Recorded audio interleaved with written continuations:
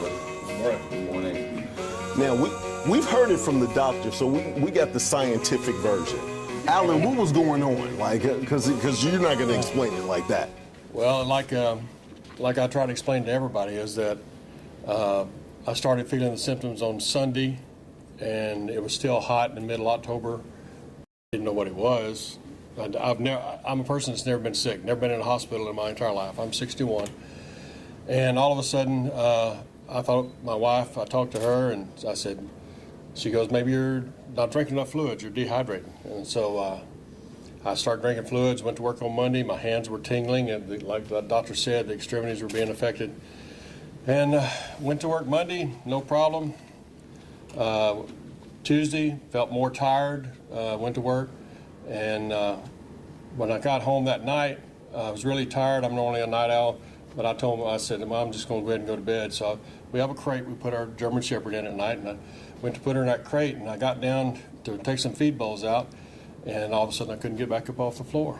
And I'd never had anything like that. And so I finally was able, after about 10 or 15 minutes, to get my feet back under me to where I could stand up. And I went to the bedroom. My wife goes, what's the matter? See, I said, I just collapsed in there by putting Zola in her crate. I said, I don't know what the deal is. She goes, well, how you feeling now? I said, I feel like I'm going to collapse again. She goes, well, let's go to the emergency room. So we went to one of the emergency care centers. They did a CAT scan, a blood test.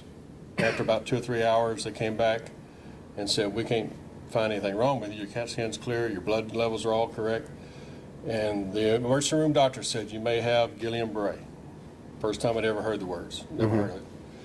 And he said, we're going to transport you by ambulance over to Bay Area Regional Hospital, and they can do more testing and nail it down for sure. And that started the process, and this was Wednesday morning by now, and I got transferred over here and got to a room. Dr. El Feki and the attending doctor came in, which I can't remember his name, but he's not here. He's not important.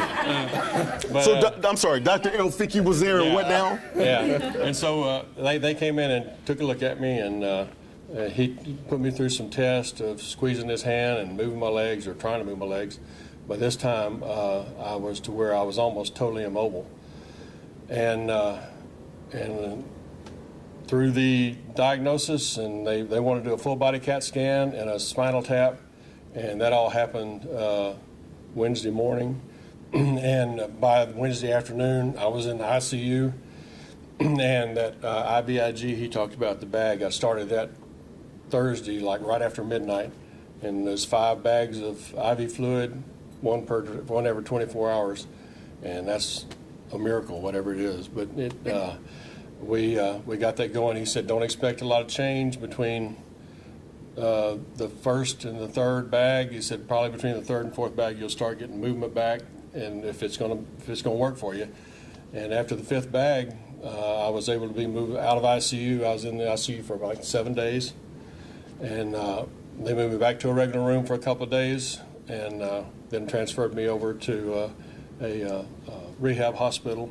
I was there for a week, and I kept progressing so fast that they told me, like on Tuesday, we're going to release you on Saturday, where you'll be able to go home and do outpatient rehab. I said, wait a minute, I'm still in a wheelchair. I don't understand. And he goes, with the progress you're making is so fast that we think that by the time Saturday comes here, you'll be ready to go home. Went home, started outpatient rehab. After a couple of weeks, I was back at work. This man here told me, said, the normal rehab for somebody in this is 2 to 3 months to be able to walk. And then almost a month to the day, I was back at work.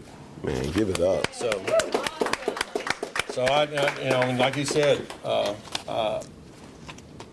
my insurance provided me with a wheelchair and a walker, and I never used the wheelchair. I used the walker for about 3 or 4 days. Went up to Walgreens and bought me a cane. It's much more simpler to work with, and I used the cane for about a week. And then, like I said, I walked back into his office a month later, and he couldn't believe it, the progress I'd made. Right. That is awesome. That is awesome. I'm just going to let you know right here, right now, that you're a much better man than me, right? This doctor would have to tell my wife, lean over to her like he's faking. He's been able to walk for a long time. Well, I still would be in the wheelchair like, go get my soup. I said, go get my soup. Like, we know you can walk. It's been 6 months. Like, you were back at work in a month. I'm just telling you. I've got a wife, love her to death, been married 41 years. Man, give that up. And, You can't just, he said 41 years like it was peanuts. But go ahead. I'm sorry. 39 to 40, that's, so anyway, but she's in the medical field too. She's been a medical assistant her entire life, and she wasn't going to buy it. Oh, okay. Got you. But he talked about epilepsy this morning, and so I told her we were going to watch this, so I'm going to be back in his office being checked because she says I can't remember anything. Okay. So I must have epilepsy. All right. So anyway, but amazing the work that this man has done on me, the quick response, the ability to get, because I don't know the availability of the IVIG product, but I know it's very expensive and very hard. I don't know if it's hard to make or hard to get or what the situation is, but within 24 hours. Hard to pay for it. Yeah, and so I was told it was like $20,000 a bag, and I was getting 5 bags. And so, that's why you know 5 bags. I was thinking he's so accurate. They gave me 5 bags, a half a cheese sandwich. I was like, he was like, and Wednesday by 3:60. By 3:16. I was like, he's so accurate. No, but okay. But it was it's been an amazing journey. A lot of prayer, a lot of people praying for me, a lot of things happening, and I've really been blessed. Absolutely. Is there anything you want to tell the doctor? I can't do it without getting emotional, because I didn't realize that there was a 10 to 15% mortality rate. And like he said, I got real close to having to be intubated. And there's a lot of people that don't get the diagnosis and they don't get the treatment fast enough. And you stop breathing. You just smother because your body starts failing. And like I said, I've never been ill. I had the flu bug. Maybe that's the worst thing I ever had. Never spent a day in the hospital before this happened. So a lot of things I didn't know how to respond to or what to expect. But this man was in every day, saw me every morning, had a positive attitude, and really gave me hope. Man, everybody give it up for Alan.